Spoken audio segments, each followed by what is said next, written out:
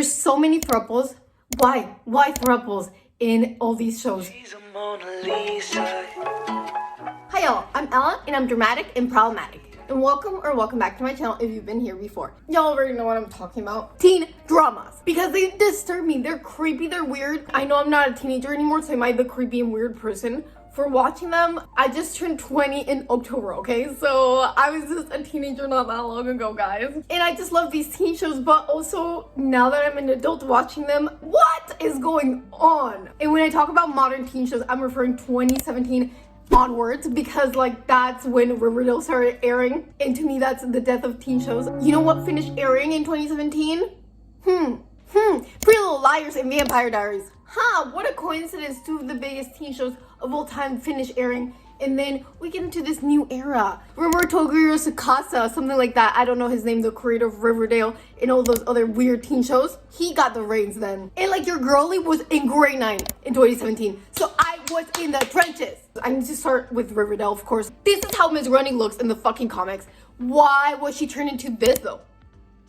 What if she's flirting with Archie and then they have a relationship? It didn't need to be a storyline. Like, everyone is in the trenches in this first season trying to see who the killer is, and my guy Archie is figuring out his life, what he likes, music or football, and then having an affair with his teacher. Every time Archie's on screen, like, get this teenage boy a shirt. Betty, she has this mental illness. I don't even know what it is. I don't think they ever say what it is. At some point they say she has like the serial killer gene. The first time her dark side is manifested is so disturbing. Basically there's this guy Chuck. He goes on a date with Veronica and then is basically going around saying they hooked up when they didn't. The hell is a sticky maple? So then Betty gets him in this hot tub and she's wearing lingerie in a dark short bob wig and is like, Betty couldn't make it. Threatening to unalive Chuck. Like, what is going on? That's her dark side. And it's sexy. At some point, I'm pretty sure she wears it when she has sex with Jughead. Betty is like dancing and stripping in front of all these grown men who are part of the serpent. What? Immediately exit. The fact that this mental illness is portrayed in that way is also super fucking problematic. And like, I'm pretty sure Lily Reinhart, the actress for Betty, had spoken out against that and they ended up writing it out. I told Roberto, I was like, that's it. We're good. We're done. We did it. It's fine. No. Oh, she was a cam girl too at some point. Why is it a plotline to have so many underage women be cam girls in teen shows? The worst offender of this crime is Euphoria. That's another example of this. It's very disturbing. I honestly don't understand why that's like basically her whole character in the first season and then she's gone. One of the first scenes of the show is like all these guys are just in this room randomly. They're shirtless. I'm pretty sure they're looking at pictures of Cassie naked. It was like very disturbing. Why are you looking at nudes all together? And like, Cassie, she's not a real character. She is an object made to be sexualized. And it annoys me. It annoys me because I wish the character was more, but it's not. Like, she has daddy issues. And so then her whole character is just a stereotype of what Sam Levinson thinks a girl with daddy issues is like. And I'm not a Cassie apologist. Like, everything Cassie does in the second season, down bad, like, awful. But I'm not the bad guy. She's not a real character. She's a plot device.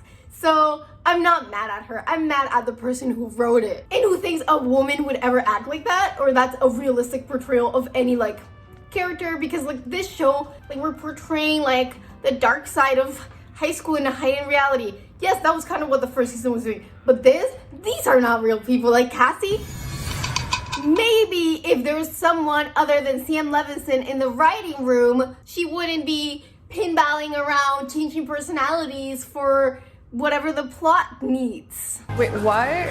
My class is why then? The issue for me is not about the nudity, is that like what purpose does it serve? Even if the actors are adults, they're playing teenagers. So by you having this show that does this, it's adding to the problem. I don't know who this show is for, to be honest. Sexual energy is all very violent. Like, it's not romantic at all. Especially like Nate. Why? And oh, we also get to see all the romantic and sexual history of the daddy. Why is this in a teen drama show? Why do we need Call's backstory? You know what? I do understand why Jules' storyline was included in the first season, because I had friends in high school who were doing things like that Jules was doing, meeting up with random people. And it's a thing that happens for sure. So in the first season, I was like, oh, I like how this was introduced. I like to see where it would develop. But then Call Paul's the main focus of the story and his backstory and being humanized. The only time in this show I felt there was actually an interesting exploration of sexuality was in part 2 of the special Fuck Anyone Who's Not a C-Blob, and it's actually co-written by Hunter Schafer. The only time another person was let into the writer's room. Whoa! And it's like adding new things, it's bringing new perspectives, it's making your show better. Who would have thought the storyline that's set up in that special, I'm no longer interested in men. it's dropped in season 2. And then a man is introduced in Jules and Rue storyline to break them up. No fault through it at all. Because Sam Levinson doesn't know how to write the experience of a sapphic relationship like that. Like, take it from me, I was in a toxic relationship like this in high school with a woman, and like, it's bad, it's intense, but it's good, it's cute, and it's romantic, and it's a lot. And I thought I got part of that in season 1, but then Elliot has to come in. Why is Elliot there? You tell me. Why does he take 5 minutes away of the final episode to be singing some song no one cared about? Very confusing. And then Ginny and Georgia. I was like fast forwarding to some of those scenes because I cannot. I know the actors are adults, but like they're playing children. So why are you zooming on their bodies while they're having sexy scenes? Whoa. No, thank you. Not the plot line about Georgia teaching her daughter how to give head. One time you said that there was a trick with balls. Why was that necessary? Like, how does this add to the show? Like, it's the only thing they can bond over, I guess, because Georgia doesn't want her daughter to read books and will criticize her. Maybe if she was an adult, like, it's funny, quirky. Your teenage daughter? How old is Ginny? 15?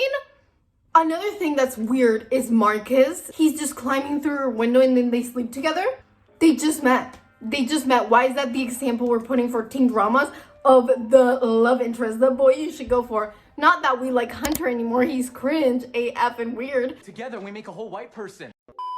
We don't have to settle for any of these men, like, why? I've seen many edits of them on TikTok, and I'm like, it is not cute for this guy to randomly climb your window and have sex with you when he just met you. I moved around a lot, so if I had just moved into a new town and then my neighbor climbing through my window, 911, police? What is happening? I would scream. I have been rewatching Pretty Little Liars. My fiance never watched it, so I forced him to, and he actually really likes it. He's like, oh, A? Who's A? Man, that show has a lot of issues. Video on Ezra and Arya coming soon because that relationship rewired my brain and not in a good way. There are some relationships in that show that were really cute. I was a big Spoby girly back in the day. Kayla and Caleb, oh, I know they have this weird plot where they're just drinking all the time at some point, but whenever they had like any sexy scenes, like it's always just them kissing. The most you get is like neck kissing. The camera isn't like, ooh, like let's go see their body and like, oh, sexy. There's so many thruples. Why thruples in all these shows? And then incest. I loved my brother. He was and always will be my soulmate. Sometimes it turns out to be fake incest, but sometimes it turns out it was actually incest and they knew all along. What? I know shows before were unwholesome, but it just seems like the line between teen and adult television is very blurred right now. HBO is making Euphoria, which is an adult show teenagers are watching, like 100%. I think it'd be okay if the characters were 18. It's just like, why do we need to put characters that are underage in these situations? And like, obviously I grew up with the previous generation of teen drama, so I have a roasted view, and maybe that's why I think of them as better. Gossip Girl, for example, is also another show that's older. It has a lot of problematic things with children being with adults or just acting like adults. And then you have the plot lines with the teachers getting with the students. Gossip Girl now try to redo that plot line and do it better. You made it happen. I'm just playing along. Like, we have hindsight now onto what was wrong with those storylines, and we can't do any better now. I guess we need to go through a tough period of television and stuff before we hit, you know, a new renaissance. I need to stop rewatching Pretty Little Liars and Glee 30,000 times. Yay, Glee! Glee Kids, hooray! What teen shows are there out there that are recent, that are actually good, that you guys would like me to talk about? Let me know in the comments down below. Please don't forget to leave a like, because it just helps me to know that you enjoyed this video and want to get more content like this. Press that subscribe button and the notification bell if you want to stay up to date with all my videos. But yeah, I hope you're having a fantastic morning, afternoon, or night, whatever time it is for you. I love you guys. This is so much. Mwah. She's a Mona Lisa. Everyone's lining up to see her.